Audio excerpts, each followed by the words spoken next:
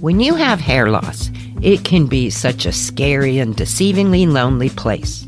But you know what? You're not alone. You are here with me. Welcome to the Alternative Hair Alchemist podcast. Hi, I'm Debra. I am a certified alternative hair specialist, a wig boutique owner, and wig wearer myself due to alopecia. And this is my Tell It Like It Is take on all things alternative hair. I also happen to be a certified confidence coach, so I'm going to be sprinkling in some mindset hacks for good measure. So take a deep breath, sit back and relax, and listen to my favorite ways and my best advice on how I help others and help myself to rock that alternative hair. We're going to drop that shame and stigma. What is that about anyway? Now, let's do this. Hello and welcome everybody to episode 96 of the Alternative Hair Alchemist podcast. Now, this month I am going to break down as simplified as possible as I can the whole topper thing. Now, I'm also going to go through the pros and cons of toppers, and I'm going to try and make the decision for you if you are at home and you're just constantly scrolling and they make toppers look so good and look so easy, because I'll tell you, it's a little bit trickier than it looks. And by the time most people call me, they have already invested a certain number of dollars and time buying something that if it comes in and just doesn't work for whatever reason. So I'm trying to think of like the listener at home that doesn't have an in-person shop to go to like mine, and you can try and apply these rules to your choice next time and let me know if it works for you, because I'm trying to break it down as easily as I can as to what I've seen work for thousands of other women in my shop. Okay, here we go. The pros is on paper, it looks like the perfect introduction to alternative hair. And when I use the word alternative hair, I am talking about any hair that you don't grow yourself that helps you to look natural and helps you to increase your confidence. Alternative hair is the word that most people are using nowadays. And when I first started using it in 2017, I had to do a lot of explaining. People would ask me, "What is alternative hair? Why don't you just say wig?" And I particularly felt it's good to avoid the word wig because as soon as you hear that word, what do you think of? Now, I don't even need to tell you, you know what you think of. You think of the bad ones, right? And this type of fear is a real fear because we've all seen them. And I've done an episode where I talk about why wigs look like wigs. Most often it's fit. Most often there's a better one for you. The thought of having to wear a wig, I have had clients actually tell me this that are losing their hair due to chemo, medications, etc. The fear of how they're going to look or be perceived in a wig is sometimes they've even said it worse than the cancer itself. Now, I'm not saying that to perpetuate that notion. I'm just saying that I have heard it. And this is a fear that you can just work on letting go of. Let me tell you, if there's anything I've learned in my decades wearing alternative hair, it's that people are not scrutinizing you as closely as you think. Some of the downsides or the cons of a topper. Number one is the clips. They can further hair loss. Now, there are also a number of ways around it. You can fasten it with less clips than you're supposed to, or alternative methods to fasten it. But either way, the clips are a drawback, and holding it in place, especially if you're doing something active, is another challenge. There are a number of ways to do that too. Put your decorative clips in, pull the length of the topper into your low ponytail. So, anybody coming into a consultation, I sit them down, I look at their hair loss because you need to look at that. The topper base has to be able to attach in an area where there is healthy hair. Sometimes the hair loss is actually just too far gone for the topper to look natural. Also, out of the thousands of toppers out there, there's really only a few that I order time after time again. And before I end this episode, I'm going to give you some of my top picks for the best toppers out there, most natural looking, and I'll give you tips on what I usually recommend for my clients.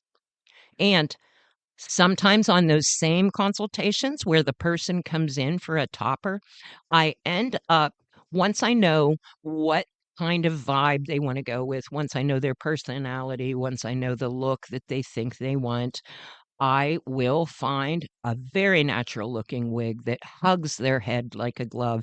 I will show them how you put the wig on, and it's an all-in-one solution. It stays secure when it fits your head properly, and number 1, they can't believe how good they look, and number 2, they can't believe what an easy all-in-one solution it can be, and this was also my truth. I've also explained that along the way with my alopecia. I would do clip-on bangs, clip-on top piece, clip-on claw bun, clip-on ponytail, and the reason I did that is because I was also terrified of how I would look in a wig, and once I found that natural wig, sometimes it does take a little trial and error, but once I found how easy it is to wear a wig, the convenience of looking great in 5 minutes in the morning, I never looked back, and when I have a client, I talk to them just the way that I would want somebody to give advice to myself. So I give them both options. I show them what a topper is going to look like, what it's gonna like to be working with the clips every day. Now, most women learn a system to get that sucker clipped in place and go within a few minutes. That takes some practice in front of the mirror. That also takes you to build up your confidence to know, "Hey, look, if I try this and it isn't the best look for me, so what?" Just keep that in mind if you're trying topper after topper and it doesn't seem to be giving you the complete look that you want. By that, I mean anything more than a little fine tuning. I get clients that will come in with a topper and they'll be saying, "Oh, I thought I could color it and cut it and make it blend it in here." And yeah, there is a little bit of blending that will help make your topper look extremely natural by a good hairstylist, but still, keep that in mind when you're purchasing a topper. How much are you gonna have to do with it to make it work? And that is the other thing I can say that they don't really show you in the videos or in the advertisements is what a topper looks like, what it feels like, what the thickness of is it, where the clips attach. So when I open my shop, and you can look at the pictures and maybe I'll recirculate one, I set up a little tea cart with different toppers on it so that you could see, so that you could feel, so that when you sit in front of the mirror, I'm going to show you what your choices are. Toppers have been on my mind because John Renault is doing a big topper campaign and they showed how to display your toppers in full view, similar to what I do, because for the longest times, the toppers were like kept in the back. And it was something that you would purchase from whatever, looking at the picture or on somebody else's recommendation, getting the toppers out there so that you can see. It helps you make a better choice. And the other interesting thing that they emailed that I wanted to pass along is that 50% of the toppers purchased online are returned, and the choices are generally listed as color and as size or AKA thickness. And I'm going to give you my tips on helping you simplify your topper decision. Let's get into that right now. The number one thing, do not automatically assume that because something is listed as human hair, that it's going to be more natural looking, that you're going to get more wear out of it, or that you can dye it later on when most people are choosing human hair and it's a first venture into alternative hair. They try and think ahead. Oh, if I want to color this, if you're wearing that piece every day, think of how more worn out, then the color doesn't take so evenly, and that gets into a whole thing. So when you're purchasing human hair, be educated and know why and what you're purchasing. Some of the sellers out there are getting really unethical, not the ones that I use in my shop, but they will use like a word salad and call it natural hair, and they will make an attractive price on it when in reality you are getting a synthetic. And how are you going to know? You mail your money and your credit card in, it may even say returns. But then when you get this piece that you absolutely can't work with, or maybe it is a synthetic, and you're trying to return it or use it, you don't even get an answer a lot of the times. Again, that's not to scare you, but before you give anybody your money, make sure you know who and what you're giving it for. The things you need to consider when you're thinking of a topper. Number one, color is the thing that people are most concerned with, but that's the one that you can get away with so much more than you think.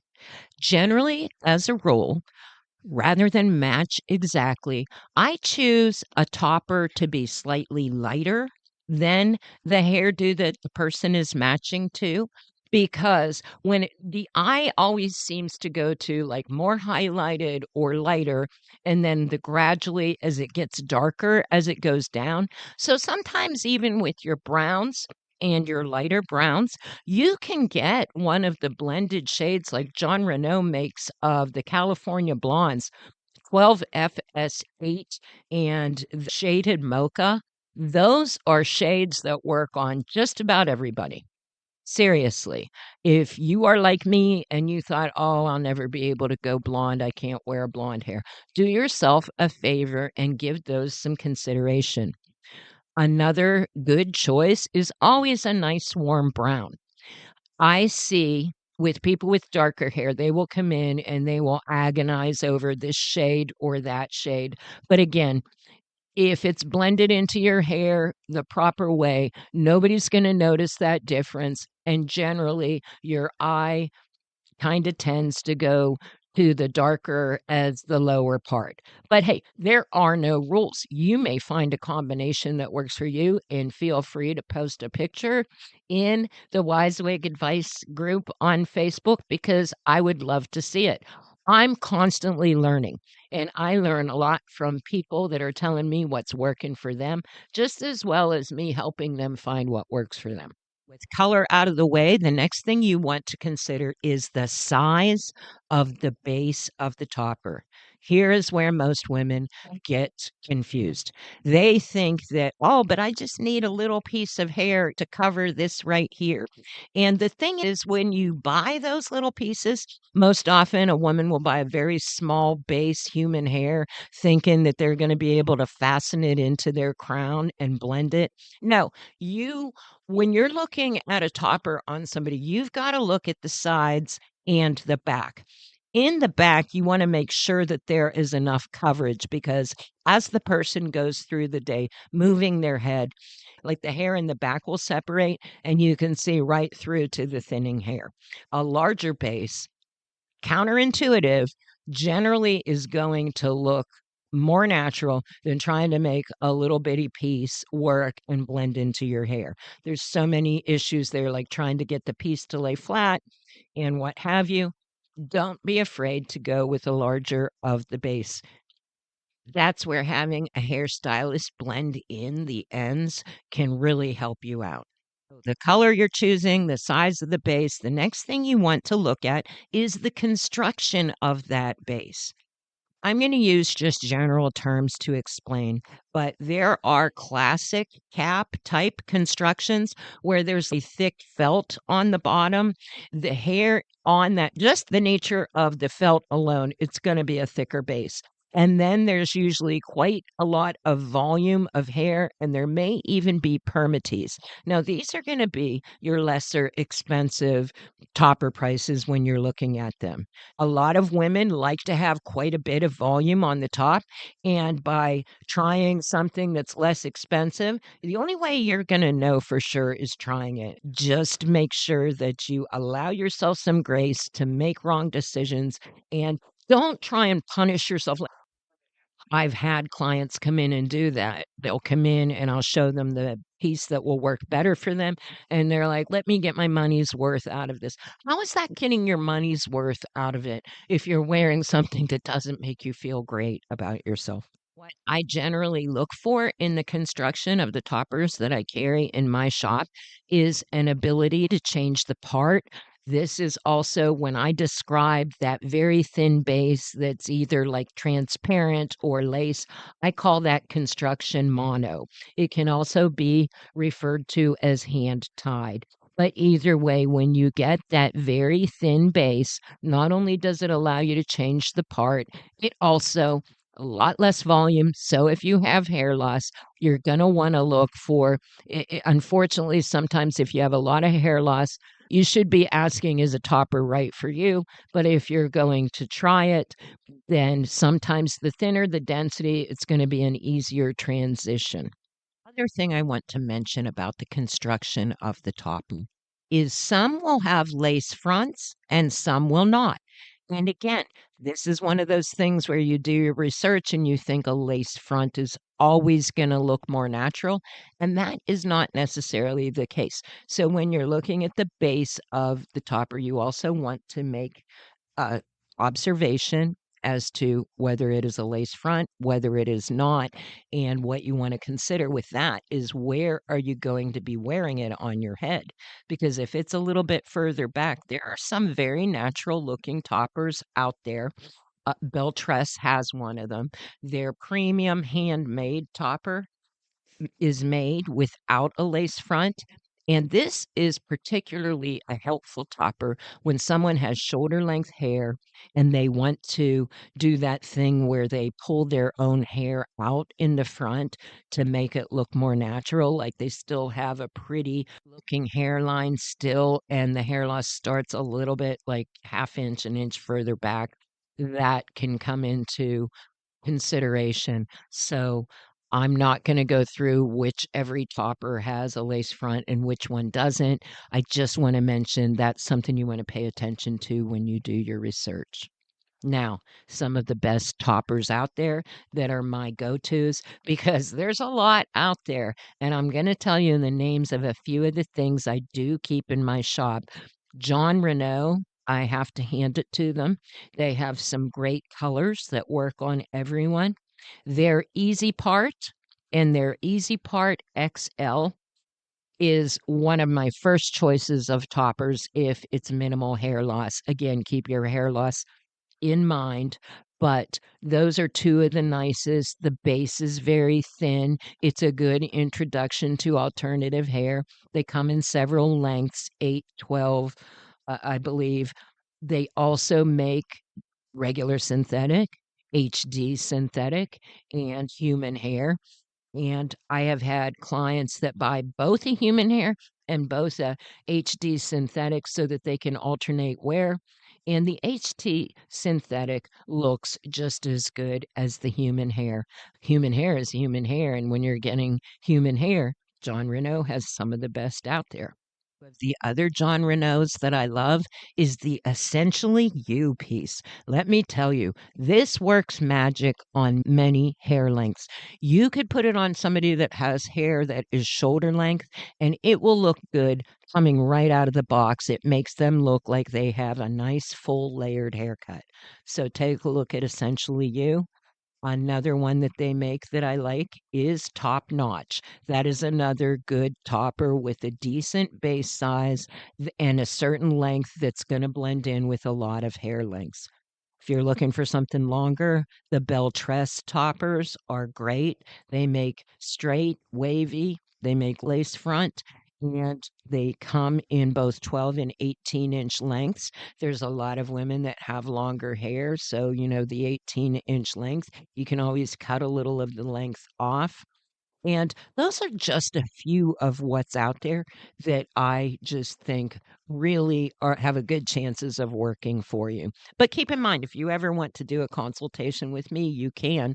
I can just look at you, talk to you, and tell you generally what I would pick for you to wear. And most people end up really liking it. And it's usually something that they didn't think of. Now, on the shorter lengths, I get more mature women that have shorter hair that always want a short, they'll use the word wiglet, but we don't generally use that word anymore.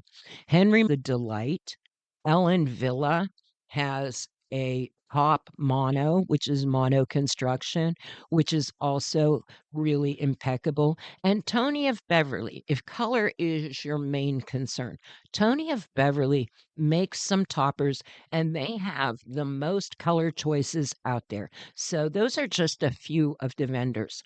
Now, I have not had a chance to venture into that, but I hope to soon. And when I do, I will report back to you on it.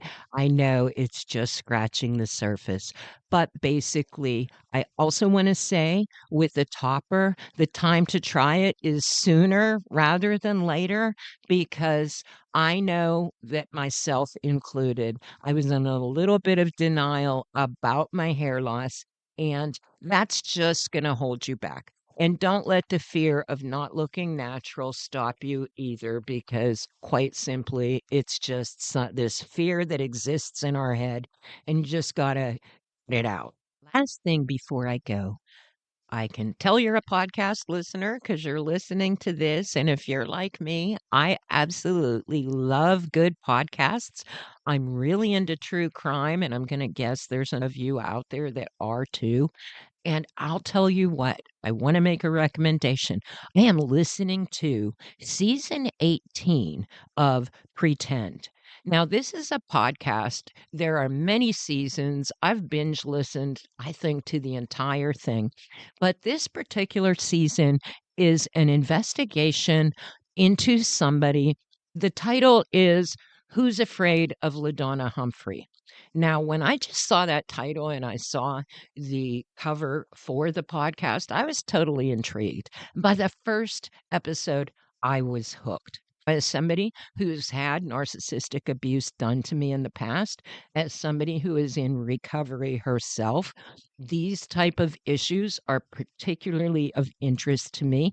I also like responsible journalism, people reporting something after they've checked the facts. And this is something that if any of those subjects are near and dear to your heart, give this show some support because the women that are at the receiving end of what's going on really do need our love and help. If there's anything I can help you with, drop me a line. And until next episode, peace, love, and alternative. If you enjoyed this episode, you might like working with me one-on-one even better. You can check out the options at debraheim.com.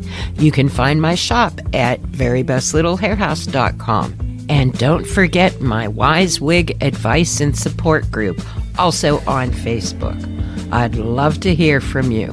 But until next time, peace, love, and alternative hair.